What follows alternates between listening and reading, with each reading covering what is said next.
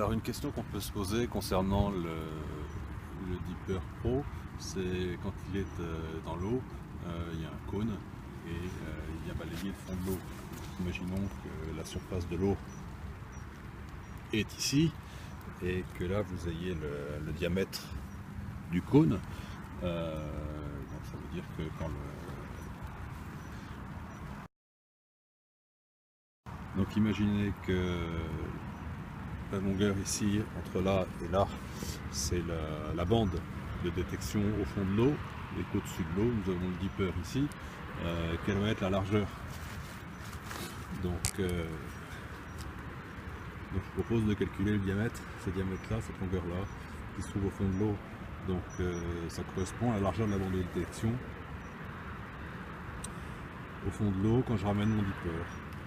Considérons donc le cône dont le sommet est le dipper et dont la base et dont la surface du cône a un diamètre qui est égal à la longueur de mon chiffon qu'on voit ici au fond de l'eau. L'angle sommet du cône, ici, hop,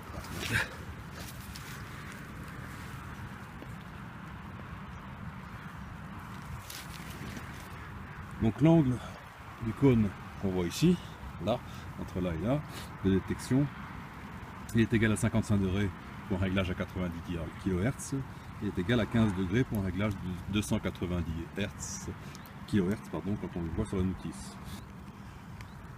Donc ici nous avons un triangle avec un angle droit ici. Donc ce rayon correspond à la moitié de la distance recherchée qui est la largeur de balayage au fond de l'eau. Et la distance au sommet entre la surface de l'eau et le fond de l'eau, c'est la profondeur de l'eau.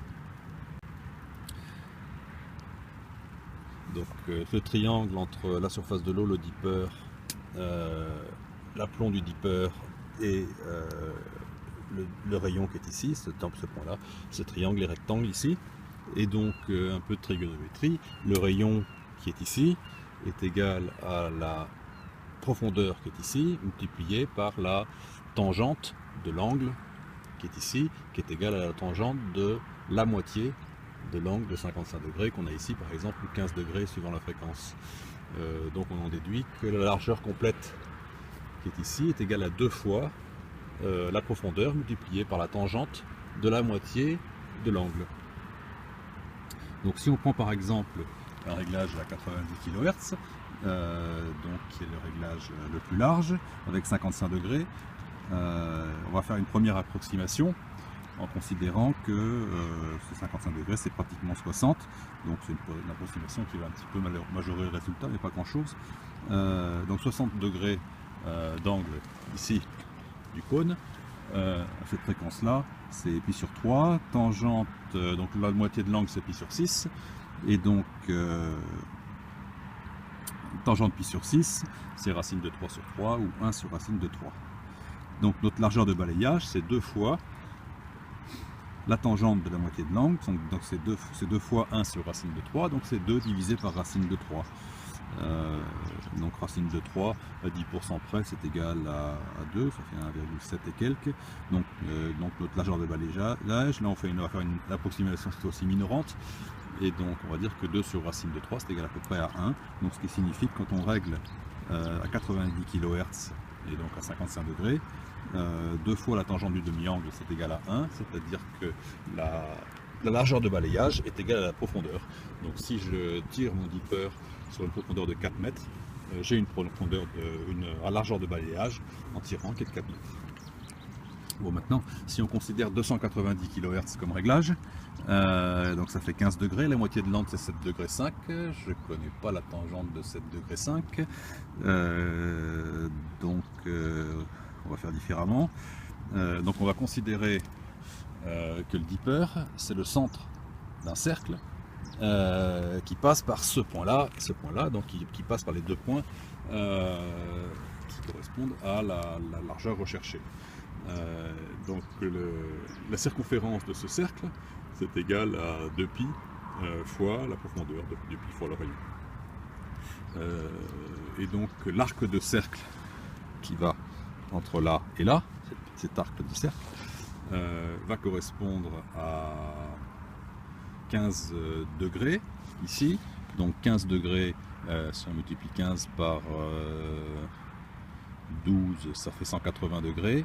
Par 24, ça fait 360, donc 2π.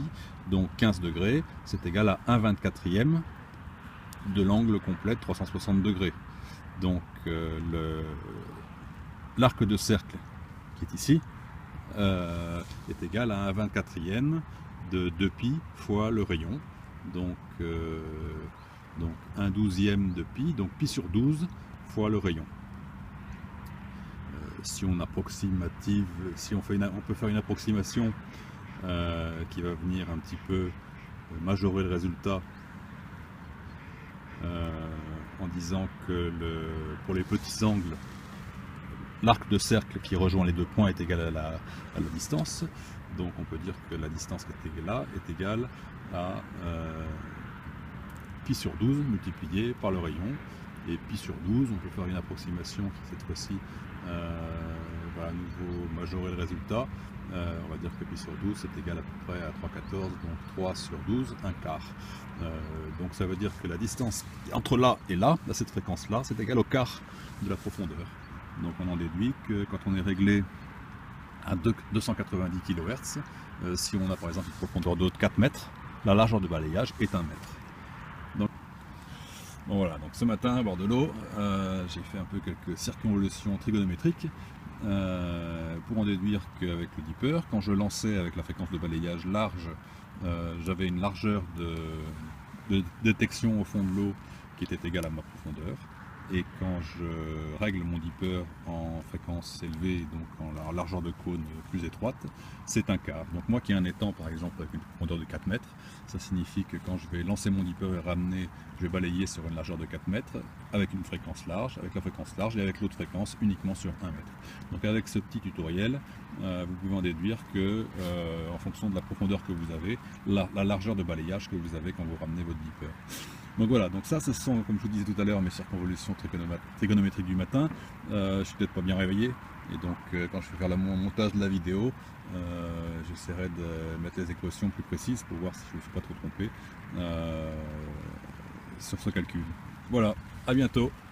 Bien, donc pour vérifier notre petit calcul théorique, si on prend le dipper dans une profondeur, alors il n'y a pas beaucoup d'eau, mais en fait il en faut un peu plus pour que ça marche.